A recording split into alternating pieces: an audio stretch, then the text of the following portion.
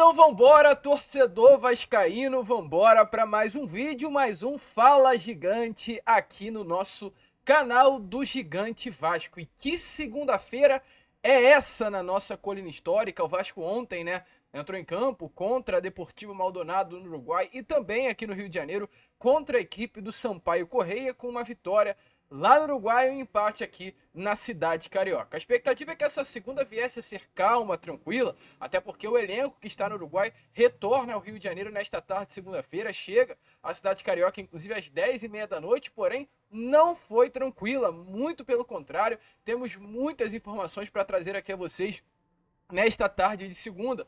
Tem informação se tratando de demissão acontecendo na base do Vasco. O técnico William Batista, treinador do Sub-20, que comandou o elenco profissional nessas duas primeiras partidas do Campeonato Carioca, foi demitido nesta tarde de segunda. A gente vai explicar o que de fato aconteceu, pois nenhum torcedor vascaíno está entendendo o porquê desta demissão.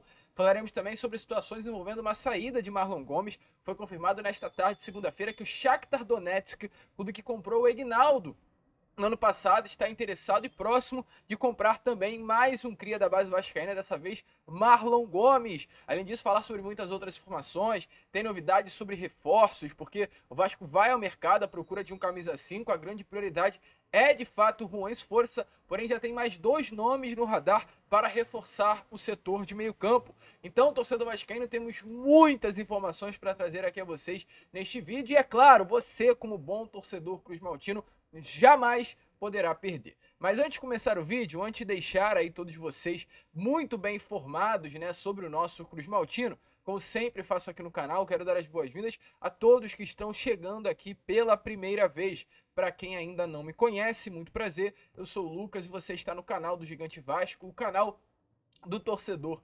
vascaíno. E olha, Vascão, é o seguinte, se você está aqui e ainda não é um inscrito do nosso canal, vem aqui agora embaixo e já se inscreva no canal do Gigante Vasco. Estamos aqui todos os dias, 3 vezes ao dia, com a Acorda Vascão às 7 horas da manhã, o Fala Gigante por volta das 2, 3 horas da tarde e o Boa Noite Gigante na parte da noite. Este Fala Gigante está saindo de fato um pouco mais tarde do que o normal, porque a gente segurou um pouquinho para ver tudo o que iria acontecer nesta tarde de segunda e trazer tudo num vídeo só e não deixar para falar sobre um assunto mais importante no vídeo da noite. Então, não perca, acompanhe aí este Fala Gigante até o fim, porque temos muitas informações e já volte por volta das 9 horas que teremos o Boa Noite Gigante aqui também no nosso canal. E além disso, você, torcedor vascaíno, não esqueça, deixe seu like, o seu joinha, o seu gostei, como você preferir chamar, para ajudar o crescimento e a divulgação aqui do nosso conteúdo. Tranquilo, rapaziada? Vambora então? Sem muita enrolação, falar logo de Vasco da Gama, pois temos muitas informações para trazer aqui a vocês neste Fala Gigante. A começar, primeiramente, sobre a chegada do elenco no Rio de Janeiro nesta noite de hoje. O elenco vascaíno chegou ao Uruguai na terça-feira retrasada, participou de 12 dias de pré-temporada em Punta del Este, num resort super conceituado, inclusive em solo uruguaio, um dos melhores, maiores resorts do país, o Hotel Resort Solanas. Passou 12 dias treinando, preparando fisicamente para a temporada de 2024, tendo também um momento importante de conhecimento do elenco, de entrosamento com o grupo, o que foi de fato um período de virada de chave para todo esse elenco vascaíno, de um terror no final de 2023 com a permanência, o sucesso da permanência, e agora um respiro para começar 2024 com tudo. Grande parte do elenco permaneceu e o Vasco começa a montar uma estrutura sólida, pensando na próxima temporada que virá pela frente. A estreia do Vasco, de fato, nessa temporada de 2024 será nessa próxima quinta-feira contra a equipe do Madureira. Eu falo a estreia do Vasco, de fato, pois o Vasco, como elenco profissional, jogou 2 partidas, as 2 amistosas.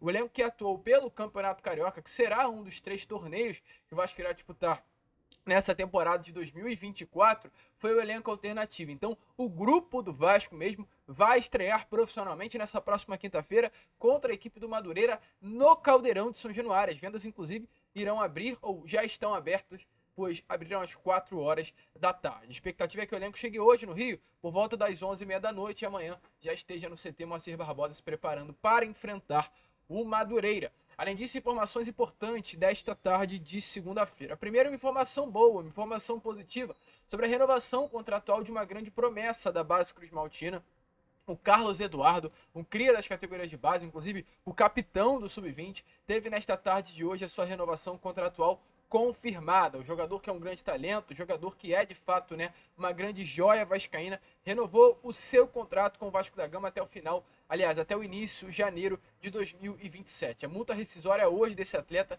está aí orçada no valor de 300 milhões de reais. Eu falei Carlos Eduardo, porém fazendo apenas aqui uma correção, uma errata, é Lucas Eduardo o nome do crime. Jogador de apenas 20 anos de idade, que completou 20 anos, inclusive agora, né? No dia 13 de janeiro, então ainda tem idade para estar junto do Sub-20 nessa temporada de 2024. Ele que é um meio-campo volante, que foi o capitão do Vasco nessa Copa São Paulo de Futebol Júnior, está no Vasco desde novinho, desde as categorias, perdão, do Sub-15 Cruz Maltino. Informações é essa, né? Um atleta que renova até janeiro de 2027, com a outra rescisória no valor de 300 milhões de reais. Brilhou aí na temporada de 2023 com 8 gols em 26 partidas atuando como volante e já pode, né, integrar aí o grupo principal de Ramon Dias no profissional de 2024.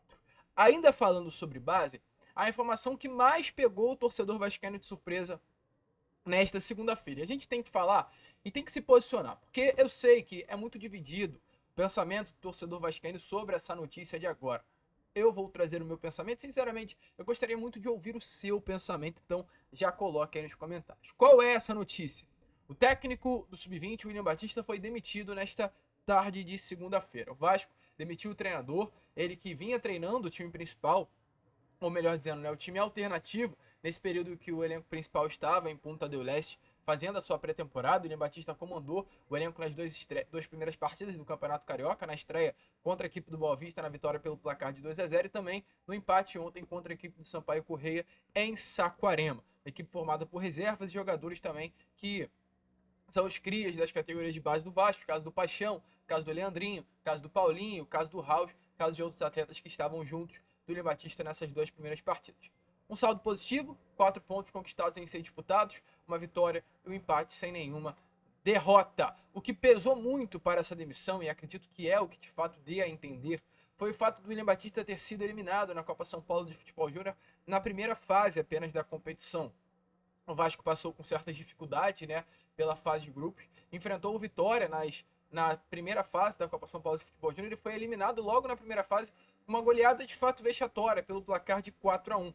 Mas isso foi um recorte pequeno de William Batista, que perdeu alguns jogadores, como por exemplo o JP, né, que foi um atleta pedido por Ramon Dias para sair da Copa São Paulo, integrar o grupo profissional na viagem ao Uruguai. O JP era um dos grandes nomes desse elenco do Sub-20. O William perdeu, por exemplo, também o Ryan, né, garoto que integrou o Sub-20 do Vasco da Gama durante toda a temporada de 2023 e não participou dessa Copa São Paulo de Futebol Júnior, pois também foi levado ao Uruguai junto a Ramon Dias ao grupo profissional. Então o William perdeu uma peça importante, mas não justifica. Um recorte muito ruim, de fato, nesse início de ano de William Batista sob o comando do Vasco pela Copa São Paulo de Futebol Júnior. Mas se a gente esquecer o recorte e pegar um todo, o Vasco de William Batista, em 44 partidas, teve 29 vitórias e apenas 4 derrotas. E se pegarmos ainda todo mesmo, em 44 partidas, o William Batista conquistou a Copa Xerém, uma Copa aqui do Rio de Janeiro, a Taça Guanabara, conquistou o Campeonato Carioca, a Recopa Carioca e a Copa Retrô, que foi uma espécie de Copa amistosa que aconteceu de preparação para a Copa São Paulo de Futebol Júnior. Ou seja, o William conquistou 5 troféus, 5 Copas, e teve apenas 4 derrotas sob o comando do elenco vascaíno. Um técnico do Sub-20 que conquistou mais títulos do que teve em número de derrotas.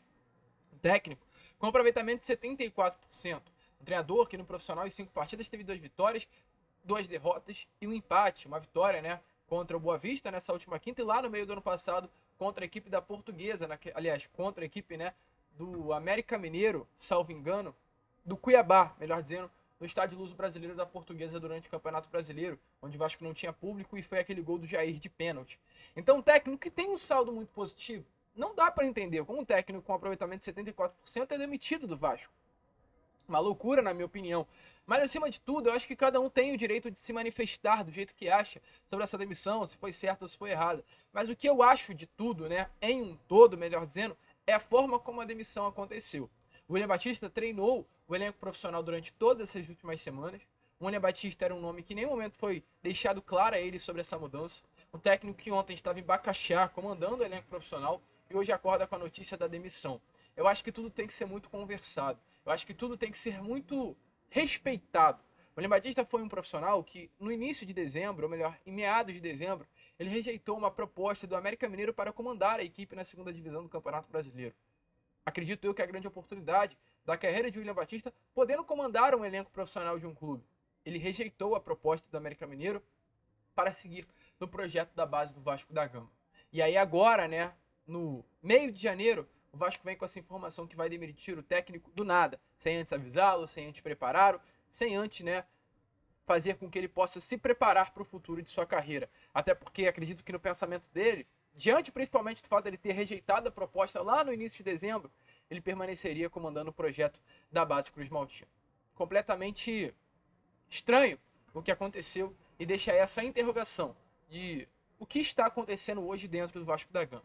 Acredito eu que, acima de tudo, tudo tem que ser respeitado. A informação que ainda acabou de sair foi que a demissão de William Batista foi feita por parte do gerente de futebol, Rodrigo Dias, que veio, né, após a saída de Carlos Brasil no meio do ano passado. A base é algo muito complicado, é algo muito sombrio, as categorias de base de qualquer clube do futebol brasileiro, né? Por exemplo, o William Batista veio após uma saída que o Paulo Brax colocou o William Batista dentro do Vasco da Gama, pois os dois já se conheciam do América Mineiro. Então o William Batista veio ao Vasco de fato pelo seu trabalho, pela sua capacidade, pelo seu bom trabalho, inclusive à frente do América Mineiro, mas veio porque o Paulo Brax já havia trabalhado com ele na América. E agora o Rodrigo Dias, que é o novo gerente da base, demite o William Batista e vamos ver quem virá pela frente. Será que é um nome que também já trabalhou com ele durante outras passagens em outros clubes? Fica a dúvida, é algo complicado, mas a gente, é claro, deseja todas as sortes ao William. A gente não está se manifestando dessa maneira só para vocês entenderem apenas pela demissão, mas pela forma como aconteceu, que eu acho que o profissional, acima de tudo, deve ser respeitado. E agora vamos embora falar sobre Marlon Gomes, porque olha, torcedor vascaíno, que não falta informação a trazer aqui a vocês sobre essa grande promessa da base vascaína. A informação começou agora há pouco, inclusive há poucos minutos atrás, uma informação dada por Fabrício Romano, que é um dos principais jornalistas aí do futebol mundial. Fabrício Romano trouxe a informação de que o Shakhtar Donetsk da Ucrânia está em negociações para contratar o meio-campista brasileiro. Está aparecendo aí nas imagens, acredito que aqui em cima a vocês, sobre a informação dada por Fabrício Romano. Ele ainda prossegue. As negociações estão em andamento, trabalhando para que isso aconteça logo. Inclusive, ou seja, para que isso aconteça já nesses próximos dias. E nesse momento o Shakhtar trata Marlon Gomes como uma grande prioridade para a temporada de 2024. E não há apenas uma prioridade, não há apenas negociações,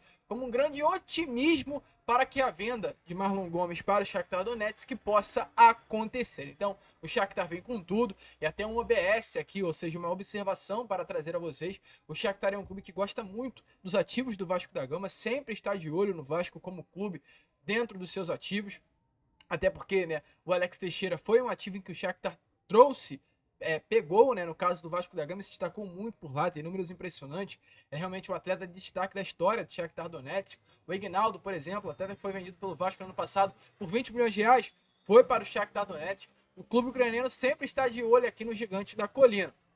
E agora também se interessa pela contratação do Marlon. Então, informações dadas por Fabrício Romano são essas. Marlon Gomes está no radar do Shakhtar Donetsk, e não apenas no radar, como negociações já ocorrem, né, entre as partes. E aí agora há pouco mesmo, o jornalista Lucas Pedrosa complementou a informação. Informações dadas pelo jornalista Lucas Pedrosa é que o Shakhtar Donetsk já fez uma proposta pelo Marlon. Os valores podem chegar aí a 16 milhões de euros e a tendência é de fato que o negócio possa acontecer.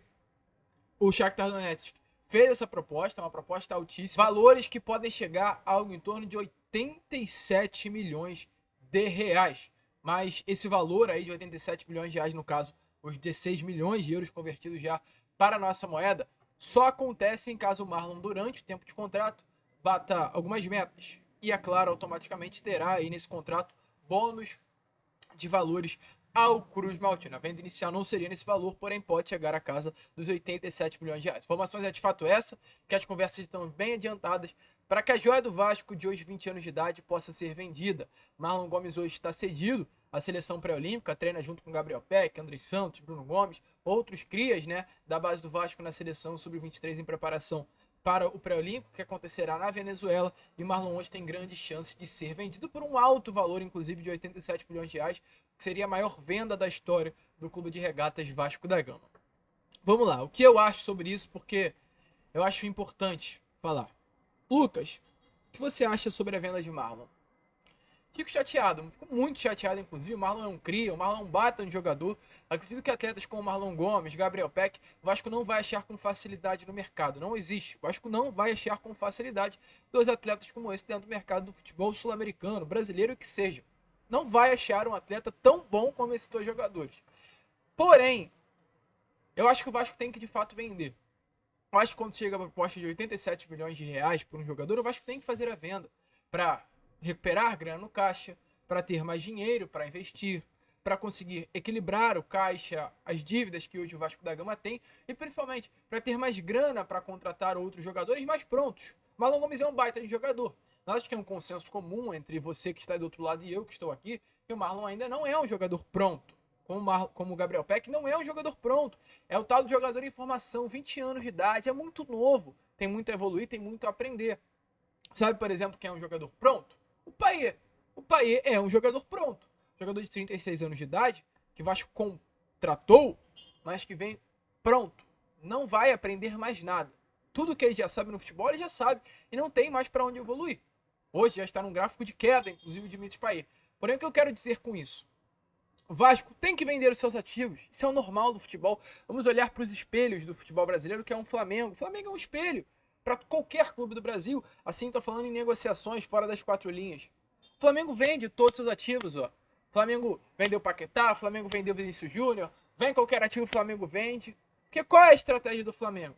Eu vou vender os meus ativos, que são atletas em formação, que dentro das quatro linhas vão me entregar, mas não tudo que podem. E com o dinheiro que eu vendo meus ativos, que eu vendo muito bem, eu vou lá na Europa e contrato jogadores já prontos. Como, por exemplo, né? O Flamengo vendeu o Vinícius Júnior, vende Paquetá, todo ano tá vendendo atletas. Eu não vou ficar falando porque até eu não sei os jogadores, mas eu sei que vendeu o Rodrigo Muniz. Aí às vezes vende goleiro. O Santos foi um ativo que comprou e vendeu. Então o Flamengo não tem medo de vender os seus jogadores. Mas aí o Flamengo vai e paga 83 milhões de reais num Dela Cruz. E é isso que o Vasco tem que fazer. Vender ativos? Ok. Tá mais que certo, tem que vender mesmo. O torcedor vascaíno tem que deixar de ficar tão apegado assim aos seus jogadores. Parece que o vascaíno tem apego, né, aos seus crias. Não vende, pelo amor de Deus. Tem que vender. Tem que vender. O futebol é feito de venda para colocar dinheiro nos cofres. Porém, não adianta vender e não comprar. A gente vai falar já já no vídeo sobre um atleta que o Vasco está sondando para ser o seu camisa 5. Está em negociações, de acordo com a imprensa chilena, que é no caso o Pablo Galdames. Não adianta o Vasco vender o Marlon Gomes por 82 milhões de reais, ou um valor que pode chegar a 87 milhões, e contratar Pablo Galdames, que está sendo reserva absoluta do Diana. Aí é desrespeito. Aí é um balanço que não acontece. E aí, com todo respeito, é papo de investigar a 777. Porque, meus amigos, não vai ter como. Tem que ter caixa.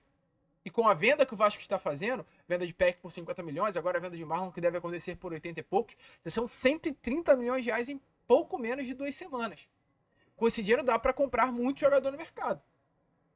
Mas aí tem que comprar à altura. Tem que repor uma saída de Marlon, uma saída de Peck, com jogadores à altura desse atleta. E é isso que a comissão técnica está pedindo. A comissão técnica de Ramon não quer a venda de Marlon Gomes de jeito algum. De jeito maneira, Marlon Gomes para a comissão técnica de Ramon pode sair. Mas se sair, a comissão técnica quer uma peça de reposição à altura. Essa é a informação que a gente tem. Não é qualquer jogador. E o Marlon é um jogador muito diferente, né? Marlon não é nem um camisa 10, nem um camisa 5. Marlon é, por exemplo, aquele camisa 8, um jogador muito semelhante ao Paulinho Paula, né? Um atleta que arrasta a bola, um atleta que quebra linhas, mas um atleta também que defensivamente sabe fazer um excelente papel. E o Vasco hoje negocia mais um ativo. É a ver as cenas dos próximos capítulos, mas tudo indica que realmente o Marlon vai ser mais um cria que estará de saída nesses próximos dias.